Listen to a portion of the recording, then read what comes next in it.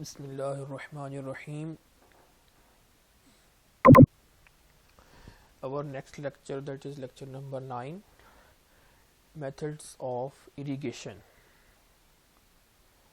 यानी कि how to apply the irrigation water to our crops or to our fields. तो इसमें पहले सरफेस इरिगेशन मेथड है, फिर सब सरफेस इरिगेशन मेथड है, फिर हाई एफिशिएंसी इरिगेशन सिस्टम्स हैं. तीन तरह के मेथड्स हैं. तो let us explain one by one. तो सबसे पहले सरफेस इरिगेशन, जिसके अंदर आगे फर्दर 4 टाइप्स हैं: flooding, flood irrigation, border irrigation, बेसन इरिगेशन एंड फरो इरिगेशन. और सब सरफेस में सिर्फ एक ही इसकी टाइप है, that is called as drip irrigation. फिर हाई एफिशिएंसी इरिगेशन सिस्टम है. इसके अंदर 3 किस्म की इरिगेशन हैं: ड्रिप, स्प्रिंकलर और बबलर. जो ड्रिप इरिगेशन है ये basically high efficiency irrigation system के अंदर ही आती है, लेकिन इसको सब सरफेस भी बोलते हैं क्योंकि ये इसकी जो लाइनें हैं, जिसका जो पूरा सिस्टम है वो नीचे जो ज़मीन के नीचे उसको इंस्टॉल किया जाता है. तो इसको एक एक करके सब को हम इसको एक्सप्लेन करते हैं. तो सबसे पहले ये है कि सरफेस इरिगेशन है क्या. तो 2 तरीक़ों से पानी को, इरिगेशन को अप्लाई किया जाता है फील्ड के अंदर. एक है कंट्रोल्ड और एक है अनकंट्रोल्ड. कंट्रोल्ड वहाँ है जहाँ पर एक तो हमारे पास वाटर जो अवेलेबल है वो मुनासिब मिकदार में है. वो बिल्कुल मसलन के उसकी जो सप्लाई है वाटर की वो लिमिटेड है. अनलिमिटेड हमारे पास सप्लाई नहीं है कि कंटिन्यूसली जितना मर्जी अप्लाई कर दें वाटर, ऐसा नहीं है. कंट्रोल के अंदर हमारे पास लिमिटेड क्वांटिटी ऑफ वाटर है और हमने इसको चारों तरफ से जो मुख्तलिफ किस्म की बॉर्डर्स लगाकर या रिजेस लगाकर या फरोज लगाकर, यानी बांध कर इसको हमने कंट्रोल भी करना है. ये नहीं है कि हमने पानी लगाना शुरू कर दिया और पानी लगता चला जा रहा है, ऐसा नहीं है. लेकिन अनकंट्रोल्ड के अंदर हमारे पास वाटर की सप्लाई भी अनलिमिटेड है और पानी भी जो हम लगा रहे हैं इरिगेशन, उसके लिए हमने किसी भी तरह से उसको कंट्रोल नहीं किया हुआ, वो जिस तरफ मर्जी मूव कर रहा है. That is called as uncontrolled. तो सरफेस इरिगेशन वहाँ पर अप्लाई की जाती है जहाँ पर हमारे पास पानी की मिकदार काफ़ी ज़्यादा हो. इसकी जो शुरू वाली कॉस्ट है जो हम सिस्टम इंस्टॉल करते हैं वो कम है, लेकिन बाद में जो लेबर कॉस्ट है वो इसकी ज़्यादा होती है. इसके अंदर 3 किस्म के लॉसेस हैं. डीप परकोलेशन, यानी कि पानी जो है वो नीचे, डीप परकोलेशन की असल जो डेफिनेशन है, वैसे जनरल केस के अंदर यही है कि पानी जो ज़मीन के नीचे मूव कर जाता है सॉइल के अंदर. लेकिन डीप परकोलेशन बेसिकली जो रूट जोन से भी नीचे पानी मूव करता है, इतना गहरा चला जाता है, उसको कहते हैं डीप परकोलेशन. और फिर रन ऑफ का मसला है, यानी कि पानी का जो सरफेस के ऊपर बहाव है, अगर वो बांध तोड़ कर या बांध के ऊपर से ओवरफ्लो कर जाता है, अगर हम इतनी इरिगेशन उसको इतना पानी दें कि वो ओवरफ्लो कर जाए, तो ये भी एक प्रॉब्लम है. और तीसरा इसके अंदर ड्रेनेज प्रॉब्लम है. ड्रेनेज इरिगेशन का उल्ट है. ये पूरा एक लेक्चर है जो हम नेक्स्ट टाइम डिस्कस करेंगे या उससे नेक्स्ट टाइम. तो जो ड्रेनेज मीन निकासी, पानी को निकालना. इरिगेशन है पानी को अप्लाई करना, पानी लगाना, और ड्रेनेज है पानी निकालना. तो इसमें ड्रेनेज प्रॉब्लम है. अगर हम पानी ज़्यादा लग जाता है तो उसको ड्रेन किस तरह से करना है, ये एक प्रॉब्लम है सरफेस इरिगेशन के अंदर. तो हमें कैसे पता चलेगा कि हमारे लिए बेस्ट मेथड कौन सा है. सरफेस है, उसके अंदर फर्दर जो 4 टाइप्स हैं: बेसिन, बॉर्डर, फरो और बेसिन, बॉर्डर, फरो और फ्लड मेथड. या फिर सब सरफेस लगाना है, ड्रिप इरिगेशन लगानी है, या स्प्रिंकलर लगानी है, या बबलर है. ये कुछ 8 फैक्टर्स हैं जिन पर ये डिपेंड करता है. सबसे पहला है इनिशियल कॉस्ट. हमने तो पहले ये हिसाब लगाना है कि हमारे पास फाइनेंस अवेलेबिलिटी कितनी है. अगर हम ड्रिप इरिगेशन लगा रहे हैं और हमारे पास फाइनेंस इतना नहीं है तो definitely it will not be suitable for that. तो इस पर भी डिपेंड करता है कि हमारे पास जो पैसे हैं वो कितने हैं। अगर पैसे कम हैं तो हम ड्रिप इरिगेशन नहीं लगा सकते। फिर उसके बाद हमारे पास जो लैंड है उसकी शक्लो सूरत जो है, उसका साइज़ कितना है। तो ड्रिप की अगर बात करें तो ये स्मॉल एरिया के लिए होती है, और अगर लार्ज एरिया है, बहुत ज़्यादा है, तो उसके लिए ये सूटेबल नहीं है। डेफिनेटली उसकी कॉस्ट बहुत ज़्यादा हो जाएगी। तो ये इस पर भी डिपेंड करता है। फिर उसके बाद देखना है हमने कि सॉइल कैरेक्टरिस्टिक्स क्या हैं, मींस के सॉइल की टाइप कौन सी है। सॉइल की बेसिकली 3 टाइप होती हैं, सैंडी, लोमी और क्लेई। तो हम जो भी इरिगेशन मेथड जिससे हम पानी अप्लाई करना चाह रहे हैं वो हमारी सॉइल के साथ फिजिबल है कि नहीं, सैंड के लिए या क्ले और जो सिल्ट है उसके लिए। उसके बाद है nature and availability of water supply, कि हमारे पास पानी की जो मिकदार है वो लिमिटेड है या अनलिमिटेड है, या फिर सोर्स ऑफ इरिगेशन क्या है, ग्राउंड वाटर है, सरफेस वाटर है, कौन सा है, ट्यूबवेल से पानी आ रहा है या वाटर जो कैनाल सिस्टम है उसके थ्रू वाटर कोर्स से आ रहा है, तो उस पर भी डिपेंड करता है। उसके बाद है क्लाइमेट। क्लाइमेट में फॉर एग्जांपल रेनफॉल जो है वो कब होगी, कितनी होगी, और किस महीने में कितनी हमारे इंचेस जो है या सेंटीमीटर या मिलीमीटर पर आवर के हिसाब से हमारे पास रेनफॉल होगी, उस पैटर्न को भी देखना है। फिर आगे है क्रॉपिंग पैटर्न, यानी कि कौन कौन सी क्रॉप उसमें हम उगाना चाह रहे हैं, इस पर भी डिपेंड करता है कि किस क्रॉप के लिए कौन सा मेथड जो है वो बेस्ट है। फॉर एग्जांपल बेसन जो है ये आई थिंक वीट के लिए आगे ये आएगा, इसमें हम देखेंगे। फिर 7th वन है social preferences and structures.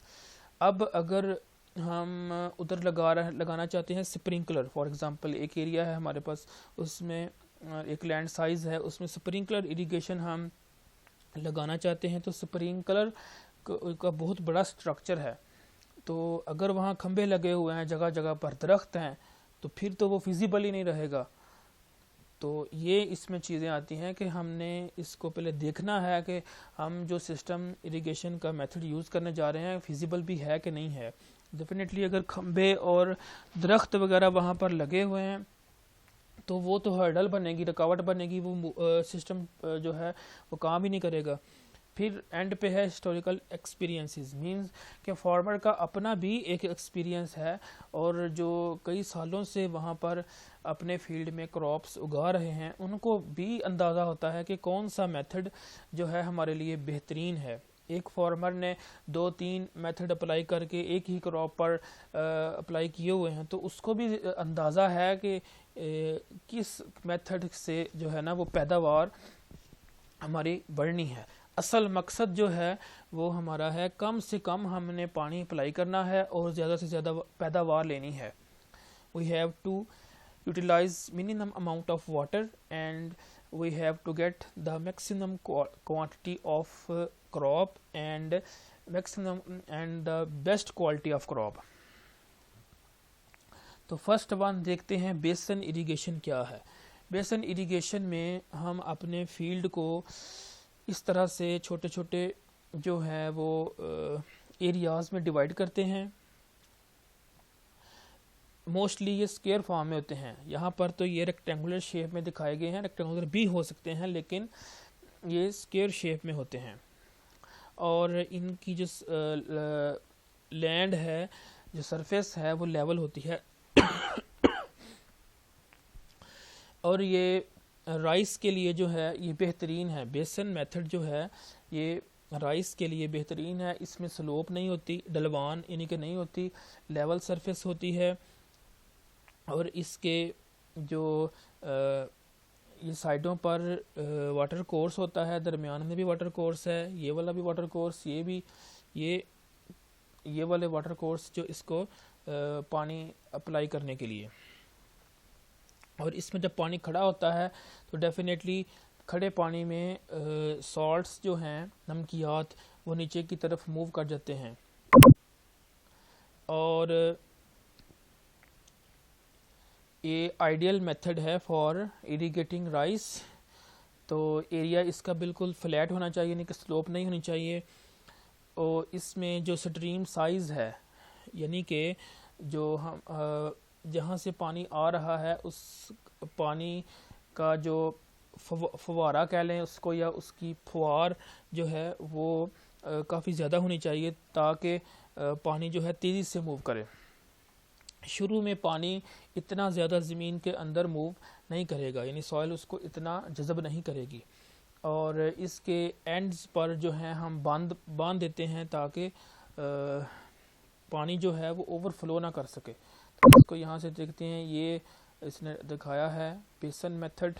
Further इसको इसके जो एडवांटेजेस हैं, इसमें काफ़ी ज़्यादा कंट्रोल होता है वाटर पर, और पानी की जो डिस्ट्रीब्यूशन है, यानी कि पानी पूरी सरफेस तक पहुंचता है, जितनी उसकी चौड़ाई है उसको वो कवर करता है, और हाई एप्लीकेशन एफिशिएंसी है, यानी कि एफिशिएंटली पानी रूट जोन तक पहुंचता है। एप्लीकेशन एफिशिएंसी ऑफ वाटर जो है उसको डिफाइन किया जा सकता है percentage of the total volume of water deliver to the field that is stored into the root zone to meet the crop transpiration, यानी कि जो हमने पानी डिलीवर किया है वो वाला वॉल्यूम और डिवाइडेड बाय जो रूट जोन में स्टोर हुआ है उसको बोलते हैं एप्लीकेशन एफिशिएंसी, यानी कि how effectively the irrigation system is in storing water in the crop root zone. Crop root zone के अंदर हमारा पानी जो है वो कितना मौसर अंदाज में जा रहा है, that is called as application efficiency. और फिर जैसे कि मैंने बताया कि लीचिंग ऑफ सॉल्ट्स, यानी कि नमकियात जो हैं वो खड़े पानी में, पानी ज़ाहिर बात है खड़ा होगा तो सॉल्ट्स जो हैं वो नीचे की तरफ मूव करेंगे, और ये मेथड जो है वो स्मॉल लैंड होल्डिंग के लिए है, जिसके जो बड़े एरियाज़ हैं, बड़ी लैंड होल्डिंग है, उसके लिए फिर नहीं है। इसके डिसएडवांटेजेस ये हैं कि इसके अंदर ड्रेनेज नहीं है। पानी अगर ज़्यादा फॉर एग्ज़ाम्पल लग गया तो हम निकालना चाहते हैं, तो ये इसका एक प्रॉब्लम है। फिर दूसरा इसका डिसएडवांटेज ये है कि जो हमने ये इतने सारे डिचेस बना लिए हुए हैं ये वाले साइडों पे, ये हमारी काफ़ी ज़्यादा ज़मीन इसने कवर कर ली, जहाँ पर हम इस पर भी हम इस एरिए में भी हम क्रॉप उगा सकते थे, तो हमारी क्रॉप की जो क्वांटिटी थी वो बढ़ जानी थी, तो बहुत ज़्यादा इसी ने कवर कर ली है। ये इसका एक डिसएडवांटेज है। और फिर कहता है excess loss of water through addition water course system and over irrigation. तो इसमें वाटर कोर्स के अंदर जो पानी है हर मसलन के हम जितने भी हमने एरियाज़ बनाए हैं, डिवाइड किया है, तो उसके लिए अलहदा से पानी का सिस्टम और फिर उसके लिए अलहदा से पानी के लॉसेस भी होंगे। तो जहाँ से पानी वाटर कोर्स से मसलन आ रहा है तो जो रास्ते में जितना खाली जो मसलन के ज़मीन है वहाँ पानी जज़ब भी होगा। फिर इसके जो कॉर्नर्स हैं, आम तौर पर यह है कि फील्ड के जो कॉर्नर्स होते हैं ना, वहाँ पर पैदावार कम होती है, वहाँ पानी खड़ा हो जाता है, पानी ज़्यादा खड़ा हो जाता है, तो ओवर इरिगेशन हो जाती है, यानी जितनी चाहिए उससे ज़्यादा। ओवर इरिगेशन मीन जितनी हमें चाहिए उससे ज़्यादा जब होगी तो वहाँ पर पैदावार कम होगी। तो इसमें चूँकि ये कॉर्नर्स बहुत ज़्यादा हैं, अब अगर ये एक फील्ड होगा तो 4 कॉर्नर्स होंगे। अब हमने इसको डिवाइड किया है 8 हिस्सों में, तो इसके कितने बन जाएंगे कॉर्नर्स? 1 2 3 4 5 6 7 8 9 10 11 16, ये 16 कॉर्नर्स बनेंगे, तो उससे पैदावार में भी फ़र्क पड़ेगा।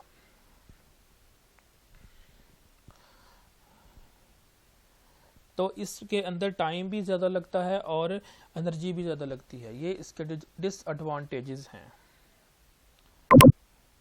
Next one that is border irrigation.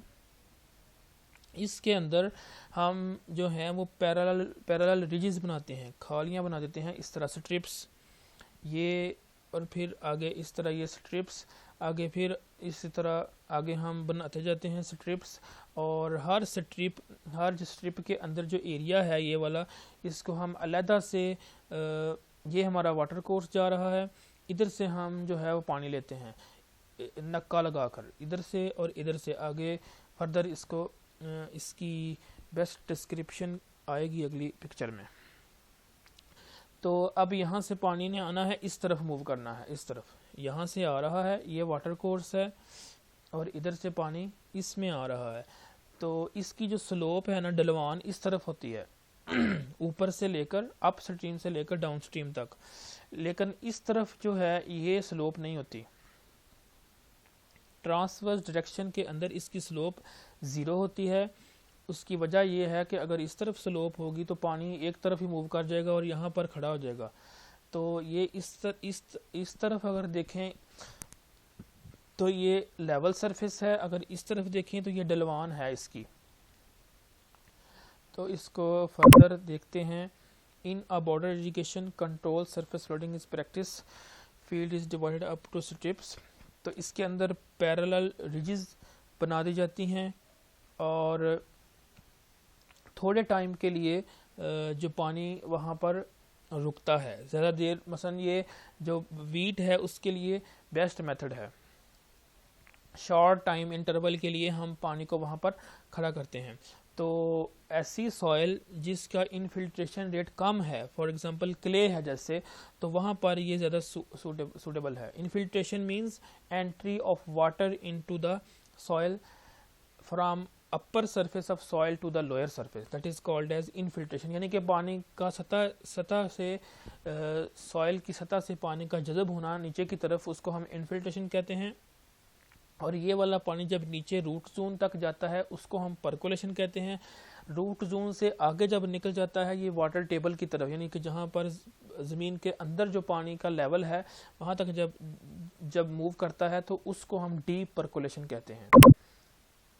ये देखें, ये हमारी स्ट्रिप है और ये अगली स्ट्रिप है, ये हमारा एरिया है जहाँ पर हमने क्रॉप को ग्रो करना है, और ये वाटर कोर्स है। तो इसने क्या किया है, यहाँ से भी खोल दिया है, यहाँ से भी खोल दिया है, तो पानी मूव कर रहा है। क्योंकि ये इसकी चौड़ाई जो है वेट ज़्यादा है, इसलिए इसने दो जगह पर नक्के लगाकर यहाँ से पानी का फ्लो जो है उसको रेगुलेट किया है। तो ये भी यहाँ देखें कि इस तरफ जो है पानी इस तरफ आ रहा है, ये आगे की तरफ मूव कर रहा है क्योंकि स्लोप जो है हमारी इस तरफ है और ऐसे स्लोप इस तरफ नहीं है। तो ये इक्वली चौड़ाई जो है वो इक्वली इसकी विड्थ उसमें डिस्ट्रीब्यूट हो रहा है। In border irrigation water is applied slow, इसमें पानी जो है वो स्लो मिकदार में स्लोली यानी कि अप्लाई किया जाता है। और इसके अंदर बेसन की निस्बत जो है वो रन ऑफ भी कम होता है और डीप परकोलेशन लॉसेस भी कम होते हैं। और द प्रॉब्लम बेसिक इसमें जो एक बड़ा प्रॉब्लम है वो है time to cut off the inflow is difficult to determine. मतलब जब यहाँ से पानी आना शुरू हो गया तो अब पानी जो है वो यहाँ तक पहुँचा, इसी लेवल पर जहाँ दिखाया गया है, यहाँ से नक्के को बंद कर दिया, दोनों नक्के बंद कर दिए, तो ये पानी अभी आगे मूव करेगा। क्यों मूव करेगा? स्लोप की वजह से, ढलवान इस तरफ है। तो अगर हम कट ऑफ टाइम जो है उसको बोलते हैं, यानी कि इसको बंद करने का टाइम, अगर हम इसको पहले बंद कर देते हैं तो ये वाला पानी एंड तक नहीं पहुँचेगा, मे बी यहाँ तक पहुँचे, और ये वाला जो हमारे पास लैंड है ये विदाउट इरिगेशन रह जाए।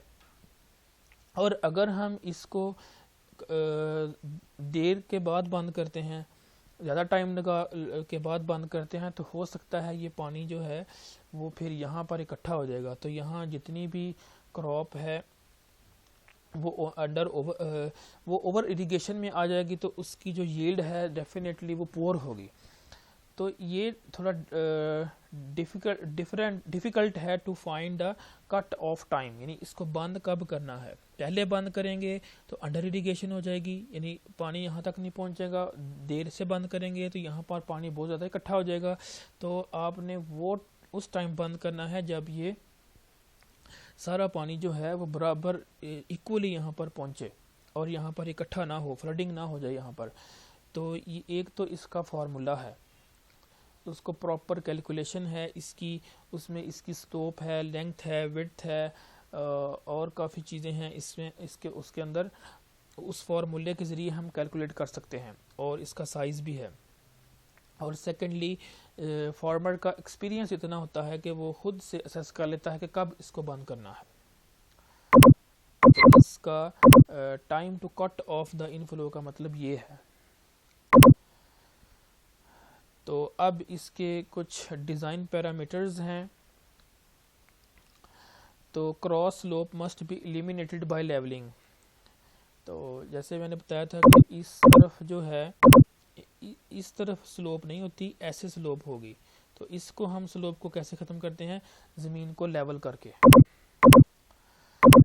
और since there are no furrows to restrict lateral movement, any cross slope will make water move down one side leaching. अगर वहाँ पर स्लोप होगी, फॉर एग्जांपल इस साइड पर स्लोप नहीं है, ऐसे स्लोप है, इसलिए पानी मूव यहाँ पर इस तरफ कर रहा है। अगर इस तरफ भी स्लोप कर दी जाए तो सारा पानी एक तरफ इकट्ठा हो जाएगा। मसला होगा अगर हम इसको लेवल नहीं करते। फिर size should enough to allow complete lateral spreading. इतना साइज हो, जो पानी का इनफ्लो है उसका इतना साइज होना चाहिए कि वो जितनी चौड़ाई है, विड्थ है, उसको कवर ज़रूर करे। अगर जो नक्का है ये वाला, ये जहाँ से पानी आ रहा है, इसका जो है फैलाव जो है वो इतना हो कि ये इसकी विड्थ पूरी कवर करे, ये ना हो कि साइडों से खाली रह जाए। तो नेक्स्ट वन, इस स्ट्रिप की जो है वो मसलन के इतना साइज होना चाहिए कि अगर हमने कोई ट्रैक्टर वगैरह मूव करना है तो वो इजीली इसके ऊपर हल वगैरह चलाना है तो वो भी आसानी से जाए।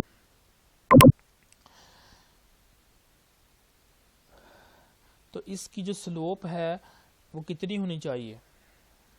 ये वाली जो स्लोप है इसकी, ये इस तरफ से वो कितनी होनी चाहिए?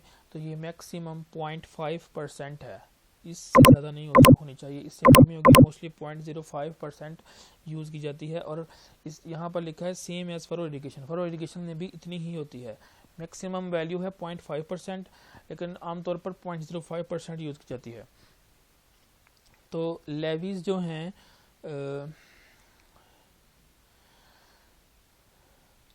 ये एंड पर जो चारों तरफ से हमारी जो बनने हैं, इसको बनने कह लें या रुकावटें, ये इतनी मजबूत होनी चाहिए कि अगर ओवर इरिगेशन होती है तो पानी जो है वो इनके ऊपर से ओवरफ्लो ना करे।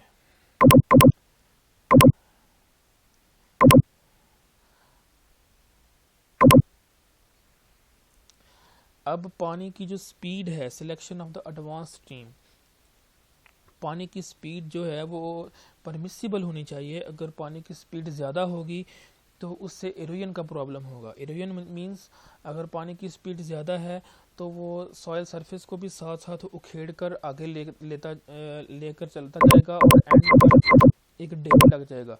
यहाँ जब पानी आएगा, अगर इसकी स्पीड बहुत ज़्यादा है तो पानी की जो सॉयल की अपर सरफेस है वो उसके साथ मूव करेगी और यहाँ पर फिर वो सारी इकट्ठी हो जाएगी। तो पानी की जो स्पीड है वो भी परमिसिबल हो, यानी दरमियानी हो, कि जिससे एक तो पानी मूव भी करे और दूसरा एरोजन का प्रॉब्लम ना हो। Erosion means the removal of the surface particles with water, it is called as erosion. तो इसके एडवांटेजेस ये हैं कि इसकी तो एप्लीकेशन एफिशिएंसी और डिस्ट्रीब्यूशन एफिशिएंसी जो है वो हाई है।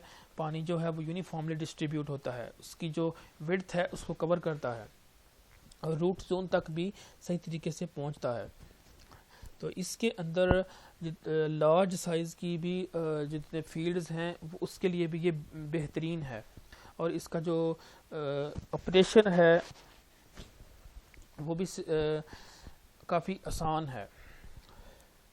और डाउन स्ट्रीम साइड पर इसके ड्रेनेज भी प्रोवाइड किया जाता है। इस डाउन स्ट्रीम साइड मींस ये वाली साइड, यहाँ पर इसका ड्रेनेज भी होता है, यानी कि नाला भी होता है, जहाँ से हम अगर फॉर एग्जांपल पानी को निकालना चाहते हैं, ये ओवर इरिगेशन हो गई है तो ये फैसिलिटी इसमें होती है कि हम उसको निकाल सकें, जबकि बेसन के अंदर इस तरह का नहीं था। ये इसका फ़ायदा है कि यहाँ पर हम ड्रेनेज प्रॉब्लम को भी सॉल्व कर सकते हैं।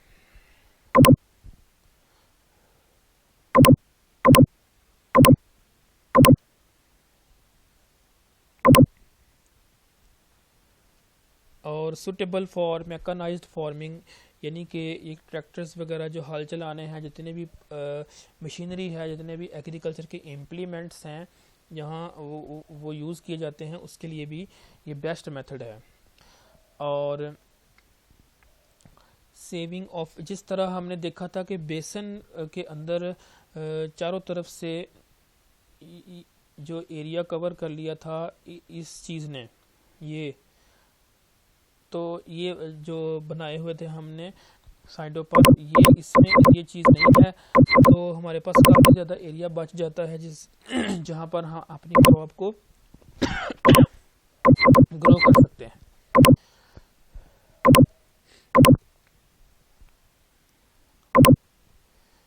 तो इसमें डिसएडवांटेज ये है कि एक तो स्लोप आपने मेंटेन करनी है, और दूसरा जिस तरफ पानी जा रहा है, तो दूसरी साइड पर आपने सरफेस को लेवल रखना है ताकि पानी जो है वो साइडों पर मूव ना कर सके।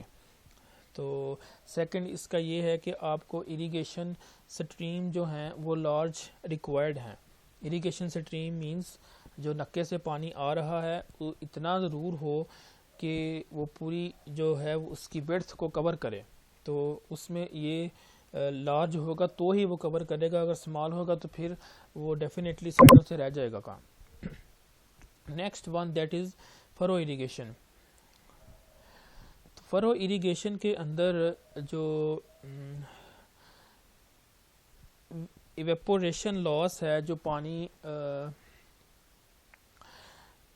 जो है बुखारात बनकर हम एटमॉस्फेयर में चला जाता है, एक तो वो कम है, और इसके अंदर जो वेटिंग जो सरफेस है वो कम है।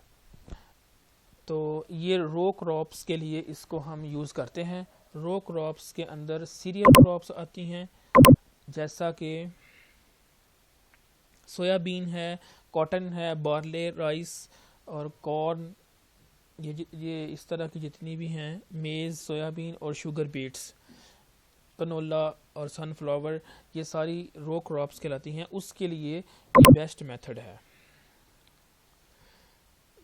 तो इसके लिए जो इरिगेशन स्ट्रीम है वो स्मॉल होगी, उस अभी काम चल जाएगा।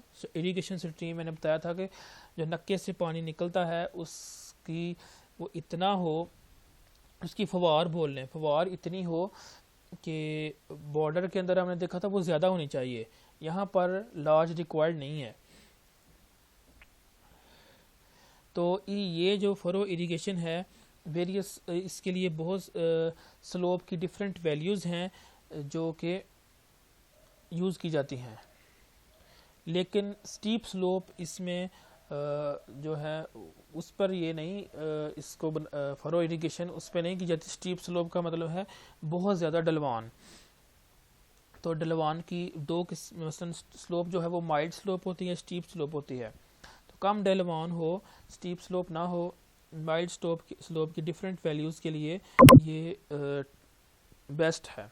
तो ये देखें, ये फरोज बनी हुई हैं, इनको खालियाँ बोलते हैं, यानी कि बेड बनाए हुए हैं। सरफेस जो है इसके ऊपर जो है वो क्रॉप्स ग्रो की जाती हैं और साथ में पानी है, ये खालियाँ इसको कहते हैं, खालियाँ। और ये साथ जो है जो ऊपर वाला हिस्सा है उसमें क्रॉप ग्रो की जाती है, जो नीचे वाला साथ उसमें पानी होता है। तो these are called as strips, sorry furrows, इनको खालियाँ बोलते हैं। ये देखें, इसके ऊपर क्रॉप ग्रो की जाती है और ये साथ पानी मूव कर रहा है। तो चूंकि ये वाला जो पोर्शन है इसमें एवेपोरेशन लॉसेस बहुत कम हैं। क्यों? जितना ज़्यादा उस जो पिछले हमने मेथड पढ़े हैं पूरे का पूरा हम पानी अप्लाई करते थे तो उसमें लॉस पानी नीचे को भी मूव करता था सारा और ऊपर बुखारात बनकर भी उड़ता था, लेकिन इसमें सिर्फ इतना हिस्सा है, ये वाला नहीं हम कंसिडर कर रहे। तो जितना कम वेट होगा हिस्सा उसके लॉसेस भी कम होंगे। तो ये भी उसने दिखाया है इस फरो इरिगेशन का एक व्यू। तो इसको हम इरिगेशन वाटर कैसे अप्लाई करते हैं। तो ये जो है इधर से ये हमारा वाटर कोर्स है और ये हमने बनाई हुई हैं फरोज बनाई हुई हैं।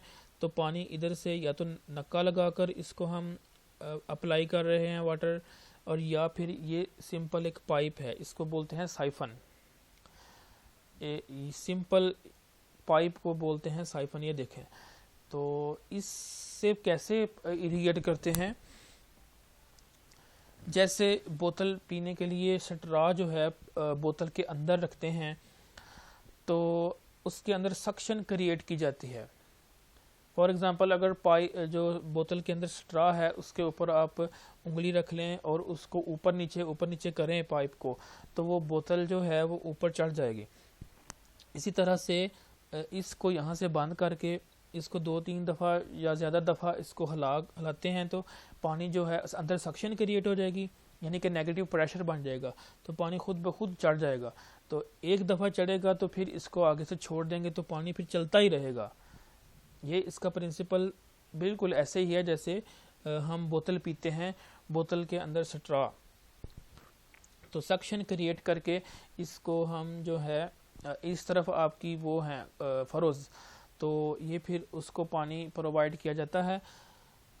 तो ये साइफन जो है इसका एक डिसएडवांटेज ये है कि लोग जो हैं पानी भी चोरी करते हैं इससे। दो students who belong to villages are well familiar with these things कि रात को जब कोई पाइप लेकर खाले में पाइप डाला और इधर सक्शन क्रिएट करके अपना फील्ड जो है उसको इरिगेशन अप्लाई कर ली और सुबह होने से पहले ही इसको ख़त्म कर दिया और वहाँ कोई नामो निशान तक नहीं होता कि किसी ने कुछ किया है या नहीं। तो इस तरह लोग इस साइफन के ज़रिए पानी भी चोरी करते हैं। तो या तो यहाँ पर नक्का लगाकर आगे आपकी फरोज को पानी दिया जाता है या फिर साइफन के ज़रिए भी पानी जो इरिगेशन वाटर है कैन बी अप्लाइड। ये देखें, तो यहाँ पर जो है वो पानी ये आपका वाटर कोर्स है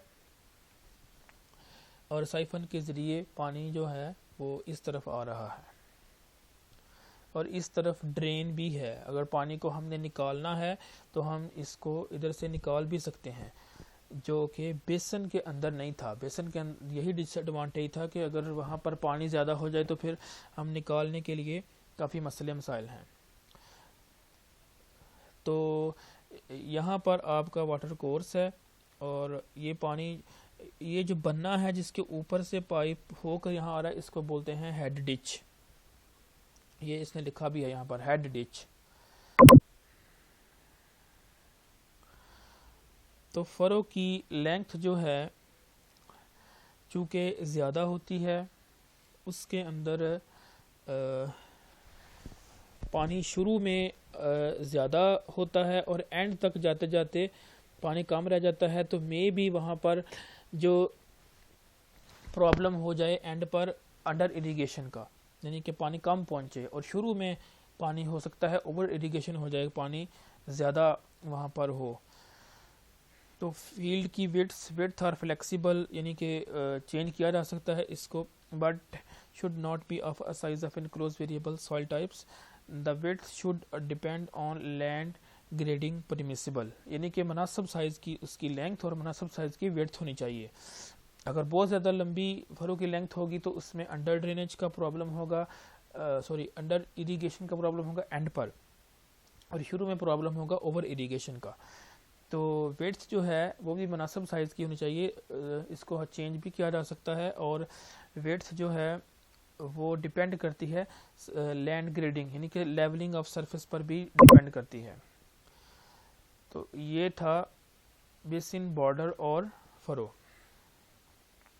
नेक्स्ट वन है हाई एफिशिएंसी इरिगेशन सिस्टम, जिसकी 3 टाइप्स हैं, ड्रिप इरिगेशन, स्प्रिंकलर और बबलर। ये जो 3 नीचे वाली हैं, रेन गन, लीनियर मूव और सेंटर पिवट, ये स्प्रिंकलर की टाइप्स हैं। ये हाई एफिशिएंसी इरिगेशन सिस्टम की जो एक टाइप है स्प्रिंकलर, उसकी फर्दर आगे 3 टाइप्स हैं, रेन गन, लीनियर मूव और सेंटर पिवट। अब हम इसको 1 बाय 1 करके एक्सप्लेन करते हैं। तो सबसे पहले है ड्रिप इरिगेशन, इसका दूसरा नाम है ट्रिकल इरिगेशन। इसके अंदर क्या होता है कि हमने लाइनें, पाइप्स की लाइनें बिछाई होती हैं ज़मीन के नीचे, ये इसको सब सरफेस इरिगेशन भी बोलते हैं। तो जो पाइप्स की लाइनें बिछाई होती हैं नीचे, उनके अंदर होते हैं सुराख, उनको बोलते हैं एमिटर्स। तो उनके ज़रिए पानी डायरेक्ट रूट जोन पर अप्लाई होता है। तो इसके अंदर लॉसेस बहुत कम हैं। अब सरफेस के ऊपर जितने हमने पीछे मेथड पढ़े हैं, जो पानी हम ज़मीन को देते हैं, उसमें पानी जब धूप होगी तो उसके ज़रिए से पानी बुखारात बनकर, यानी कि एवेपोरेशन के ज़रिए ऊपर उड़ जाएगा, वो हमारे लिए नुकसान है। लेकिन यहाँ पर एवेपोरेशन लॉस बिल्कुल भी नहीं होगा, और पानी ज़मीन में भी नीचे की तरफ जज़ब नहीं होगा, इतना ज़्यादा लॉस नहीं होगा, क्योंकि हम डायरेक्टली जो है वो क्रॉप की रूट जोन को अप्लाई कर रहे हैं। तो वाटर इज़ कंजर्व्ड, यानी कि पानी को अच्छे तरीके से इस्तेमाल किया जाता है। तो यहाँ पर ड्रेनेज सिस्टम बिल्कुल भी रिक्वायर्ड नहीं है, ना ओवर इरिगेशन होगी, ना हमें ज़रूरत पड़ेगी पानी को निकालने की। तो इसमें इसका ये फ़ायदा है कि यहाँ पर ड्रेनेज सिस्टम जो है वो नहीं चाहिए। तो पूरा फील्ड जो है उसको गीला नहीं किया जाता, बल्कि सिर्फ जो क्रॉप की रूट जोन है, जड़ें हैं, उस पर पानी को अप्लाई किया जाता है। इसके डिफरेंट कंपोनेंट्स हैं, एक इसका हेड यूनिट है, फिर फिल्टर्स हैं, फिर वाटर मीटर है, प्रेशर रेगुलेटर है, फिर मेन लाइन है, फिर सब मेन लाइन है, फिर लेटरल्स हैं, फिर इमिटर्स हैं। तो इसको देखते हैं फर्दर। ये देखें, ये इसका हेड यूनिट है। ये यहाँ पर पंप लगा हुआ है, जो पानी इस पॉन्ड से लेकर, इस पॉन्ड की ज़रूरत तब होगी जब हम सरफेस वाटर को यूज़ करेंगे। अगर ग्राउंड वाटर यूज़ कर रहे हैं तो फिर पंप से ही हम डायरेक्ट ले सकते हैं इसको। तो ये फर्टिलाइज़र टैंक है, इसमें हम अपनी खाद जो है वो पानी में घोल देते हैं, जो मिक्स होकर आगे जाई जाती है। ये इसका फ़ायदा भी है, इसका एक बेनिफिट ये है कि फर्टिलाइज़र मिक्स करके पानी के अंदर, वो इसके ज़रिए यहाँ से होके जाना है पानी, तो इसी से आगे मूव करेगा, तो वो फर्टिलाइज़र उसी में मिक्स होगा। फिर इसका है हाइड्रोसाइक्लोन फ़िल्टर। अब अगर नया बोर किया है तो उसमें रेत भी आएगी, तो ये इसलिए यूज़ किया जाता है हाइड्रोसाइक्लोन फ़िल्टर। रेत वगैरह के लिए जब शुरू में नया बोर करते हैं तो ज़ाहिरी बात है, मट्टी, रेत, सारा कुछ आता है, तो ये उसको यहीं पे रोक लेगा। फिर डिस्क फ़िल्टर है। डिस्क फ़िल्टर में फॉर एग्ज़ाम्पल ये अब एक पॉन्ड है, पॉन्ड बनाया हुआ है जहाँ से पानी पंप हो रहा है, इसमें छोटे छोटे टुकड़े, पत्थर वगैरह, जितने भी डेब्रीज, छोटी मोटी चीज़ें जितनी आएंगी, गिरेंगी, वो सारी ये इधर ही रोक लेगा इसको। और अगर इसका प्रेशर जो है वो ज़्यादा हो जाए तो हम इस वाल्व को खोल कर प्रेशर कुछ रिलीज़ भी कर सकते हैं। तो यहाँ से वाटर मीटर है जो इसका फ्लो रेट को चेक करेगा, और फिर यहाँ पानी आएगा, आगे से फिर लाइनों में जाएगा, पाइप बिछे होंगे, पाइपों के ज़रिए फिर जो है मेन लाइन में जाएगा, फिर मेन से सब मेन में जाएगा, फिर लेटरल में जाएगा, लेटरल से फिर क्रॉप्स की रूट जोन तक पानी जाएगा। ये देखें, फॉर एग्जांपल कंट्रोल हेड से आ रहा है, और ये मेन लाइन है, ये सब मेन लाइन है, आगे क्रॉप्स हैं, तो ये ज़मीन के नीचे है सारा, ये लाइनें बिछी हुई।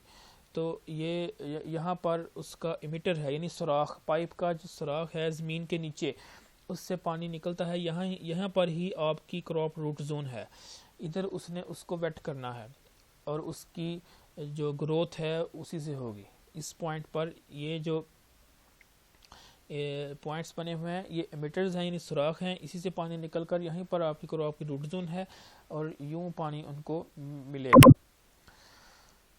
तो ये उसने दिखाया है कि पानी का फैलाव किस तरह से है। यहाँ पर मुख्तलिफ़ किस्म की एमिटर्स हैं और यहीं पर आपकी इस दरख्त की जितनी भी रूट जोन है वो यहीं पर है सारा सिस्टम। तो हर एमिटर से पानी निकल रहा है। यहाँ फॉर एग्जांपल इस एमिटर से पानी निकलेगा, उसका फैलाव इतना को होगा, इससे निकल रहा है तो इतना को होगा। तो ये पूरी कनोपी जो है वो उसको कवर करेगा। पर कनोपी मीन्स छतरी, इसकी जो छावा है या इसका फैलाव। तो ज़मीन के नीचे देखें, ये ऊपर सरफेस है, ये ज़मीन के नीचे, ये ज़मीन के नीचे क्या हो रहा है। ये आपकी रूट जोन है, उसने पूरी रूट जोन को कवर किया है। कोई पार्ट ऐसा, ये पानी निकल रहा है इधर से, कोई रूट जोन का ऐसा हिस्सा रह ना जाए जिससे मसलन के उसको पानी ना पहुंचे। तो 3 टाइप्स ऑफ सॉइल मैंने बताया था, सैंडी, लोमी और क्लेई। इसने ये दिखाया है कि पानी का फैलाव जो है वो एमिटर से, ये आपका एमिटर है, ये सब में जो लेटरल की लाइन जा रही है पाइप की, उसमें ये एमिटर है यानी कि सुराख है, इससे पानी निकला और ये रूट जोन तक गया। फर्दर इसको यहाँ से देखें, इस पिक्चर में ये देखें, इसने पूरी रूट जोन को कवर किया है। इधर भी देखें, सैंडी में इस तरह का पैटर्न होगा, फैलाव पानी का इस तरह का होगा, लोमी में इस तरह का होगा और क्लेई में इस तरह का होगा। फर्दर क्लियरली देखना है तो क्ले में फैलाव ऐसे इस तरफ होगा लेटरली, लोमी में थोड़ा सा डाउनवर्ड और थोड़ा सा लेटरली, और सैंडी में ये ज़्यादा नीचे की तरफ जाएगा। आपको पता है कि जो रेत होती है उसके अंदर पानी इनफिल्ट्रेट जल्दी होता है और ज़्यादा होता है। इनफिल्ट्रेशन मीन पानी की एंट्री जो है, पानी की मूवमेंट जो है वो तेज़ी से होगी नीचे की जानिब सैंड के अंदर, और लोमी में उससे कम और क्लेई में उससे कम। ये फैलाव दिखाया गया है कि वहाँ पर हो क्या रहा है नीचे डिफरेंट सॉइल्स में। Next one that is sprinkler irrigation. ये था, पिछले था सारा ड्रिप इरिगेशन, ये है sprinkler irrigation. Sprinkler mean just like a rain, artificial rain, मसनूई बारिश कह लें इसको, कि वो पौधों के ऊपर हम करते हैं, उसको कहते हैं स्प्रिंकलर इरिगेशन। तो ये सरफेस के ऊपर होती है। ये इस ड्रिप और स्प्रिंकलर का ये फ़र्क है कि ड्रिप जो है वो नीचे लाइनें बिछाई जाती हैं, ये सरफेस के ऊपर होती है और जस्ट लाइक अ रेनफॉल। लेकिन रेनफॉल जो नेचुरल रेनफॉल है उसकी जो क्वांटिटी है उसको हम कंट्रोल नहीं कर सकते, उसका ड्यूरेशन भी कंट्रोल नहीं कर सकते कि कितने टाइम के लिए, ये नहीं कह सकते हम कि इतने टाइम के लिए इस क्वांटिटी की रेनफॉल होनी चाहिए। लेकिन स्प्रिंकलर के अंदर हम खुद से इसको मैनेज कर सकते हैं, उसकी क्वांटिटी को और ड्यूरेशन को, कि कितने टाइम के लिए पानी लगाना है और किस हिसाब से उसका फ्लो रेट होगा। तो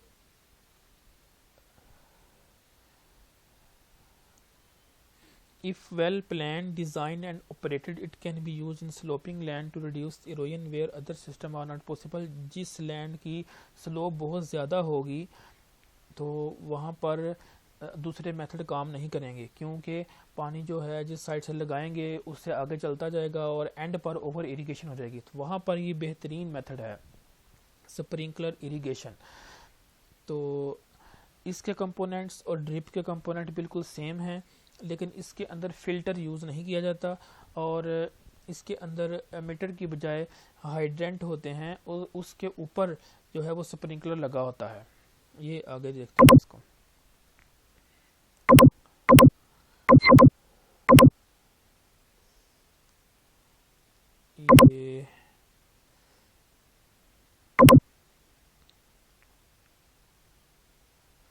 ये देखें स्प्रिंकलर इरिगेशन, ये इस तरह करके होती है जस्ट लाइक अ रेनफॉल, जैसे बारिश हो रही हो।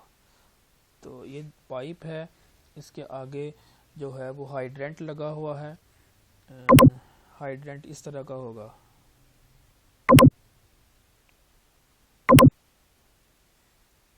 ये वाला ये पाइप है, ये इसको बोलते हैं हाइड्रेंट, ये स्प्रिंकलर है। तो हम खुद से इसको पीछे से मेंटेन करते हैं इसके प्रेशर को। और ये जस्ट जो है ये इंट्रोडक्शन है आपके लिए, क्योंकि ये जितने इसके अंदर आज के लेक्चर में बहुत ज़्यादा टॉपिक्स हैं, हर टॉपिक के अंदर बहुत ज़्यादा एक्सप्लेनेशन है, इसकी डिज़ाइनिंग है, इसकी जो है वो प्रेशर की कैलकुलेशन है, फ्लो रेट की कैलकुलेशन है। अब अगर प्रेशर ज़्यादा होगा तो ये फट भी सकता है पाइप, हर चीज़ की कैलकुलेशन है, हर चीज़ को मैनेज करके ये पूरी इंजीनियरिंग है, इसके अंदर कैलकुलेशन है, सारा मैथमेटिकली इसको पहले डिज़ाइन किया जाता है, फिर ये वर्क करता है। अदरवाइज़ कोई एक चीज़ भी इसमें डिस्टर्ब होगी तो मसले मसाइल होंगे। ये अगर प्रेशर फॉर एग्ज़ाम्पल जिसमें ज़्यादा है तो ये फट भी सकता है, और अगर कम है तो वो उसकी वर्किंग ज़ाहिर एफिशिएंसी जो है वो सही नहीं आएगी। तो हमने हर चीज़ को अप्रोप्रिएट करके चलना है। इसी तरह ड्रिप इरिगेशन में अगर यहाँ पर एमिटर के अंदर आखिरी एमिटर का जो प्रेशर है ये 1 पास्कल होना चाहिए। अगर 1 पास्कल से ज़्यादा होगा तो ये हमारा कोना है, मसलन एंड है, तो अगर 1 पास्कल से ज़्यादा होगा तो यहाँ पर पानी ज़्यादा आ जाएगा और ओवर इरिगेशन हो जाएगी। और दूसरे नंबर पर ये फट भी सकता है अगर 1 पास्कल से ज़्यादा होगा। तो हर चीज़ को यहाँ पर मेंटेन किया हुआ है। तो स्प्रिंकलर की फर्दर जो हैं वो 3 तरह के ये हो सकते हैं। फुली पोर्टेबल सिस्टम है, यानी कि पूरे का पूरा सिस्टम जो है वो हम एक जगह से दूसरी जगह पर ले जा सकते हैं, एक फील्ड से दूसरे फील्ड में ले जा सकते हैं। सेमी पोर्टेबल के अंदर कुछ चीज़ें, कुछ यूनिट्स इसके फिक्स्ड हैं, कुछ जो हैं वो हम मूव कर सकते हैं एक जगह से दूसरी जगह पर। तीसरा है फिर परमानेंटली, जो कि पूरा फुल सिस्टम जो है वो परमानेंट है, एक जगह पर इंस्टॉल है, उसको हम मूव नहीं कर सकते। जिस फील्ड के लिए है उसी के लिए यूज़ करेंगे, हम किसी और में इसको यूज़ नहीं कर सकते। फर्दर इसकी जो स्प्रिंकलर्स, मोबाइल स्प्रिंकलर्स जो हैं, मोबाइल मींस पोर्टेबल, जिनको एक जगह से दूसरी जगह पर ले जाया जा सकता है। मोबाइल का लफ्ज़ी मतलब है मुतहर्रक, यानी एक जगह से दूसरी जगह ले जाना, पोर्टेबल कह लें या मोबाइल कह लें। उसकी 3 किस्में हैं। आगे रेन गन है, सेंटर पिवट है और लीनियर मूव है।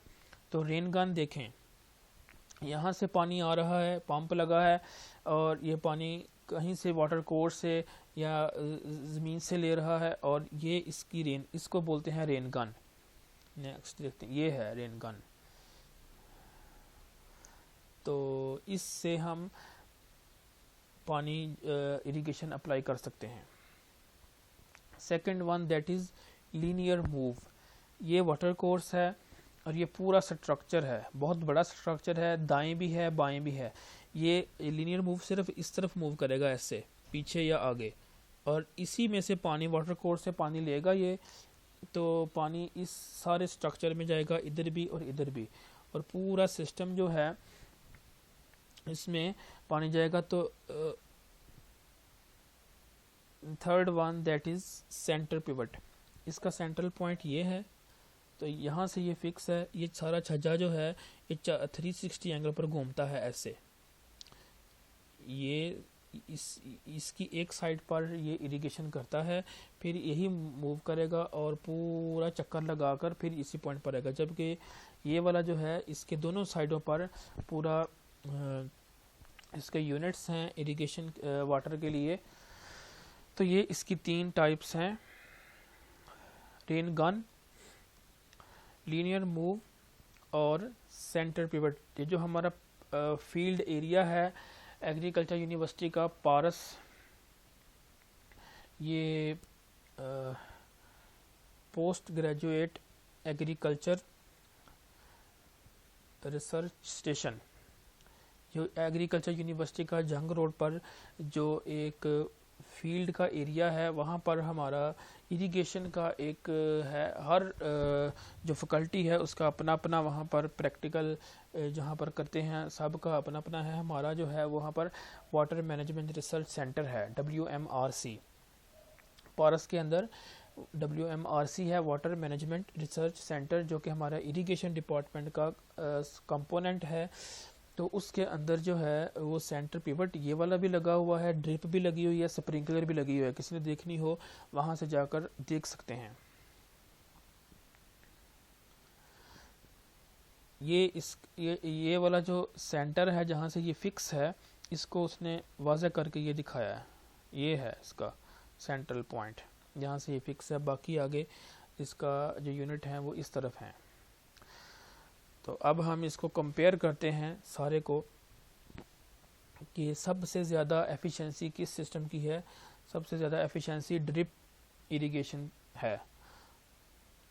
ये सबसे ज़्यादा एफिशिएंटली यूज़ होता है। इसमें पानी जो है ज़्यादा सेव होता है, क्रॉप की यील्ड ज़्यादा होती है और उसकी क्वालिटी भी अच्छी होती है। उससे कम स्प्रिंकलर है, उससे कम बबलर है, जिसको हमने डिस्कस नहीं किया।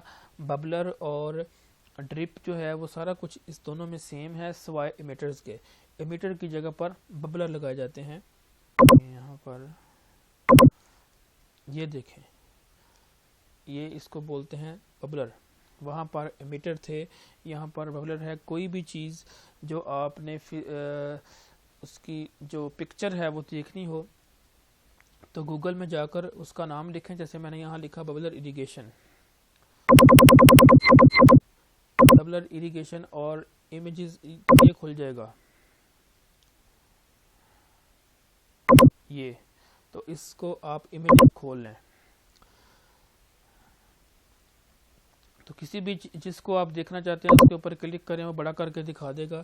तो ये आपके लिए एक यूज़फुल टिप है कि आप कोई भी लेक्चर, कोई भी सब्जेक्ट आप तैयार कर रहे हैं, देख रहे हैं उसको, तो अगर समझ नहीं आ रही किसी चीज़ की, तो आप यहाँ पर गूगल में जाएं, उसको लिखें और इमेजेस पर क्लिक करें तो वो आपको शक्ल दिखा देगा। वीडियोस भी देख सकते हैं, यूट्यूब में जाएं, वहाँ लिखें, वो सारा कुछ उसमें आ जाएगा। तो सबसे एफिशिएंट जो है वो ड्रिप है, उसके बाद स्प्रिंकलर, उसके बाद बबलर, फिर उसके बाद फरो, और एंड पे फ्लड इरिगेशन है। This is all about your today's lecture. Thank you. Allah हाफिज़।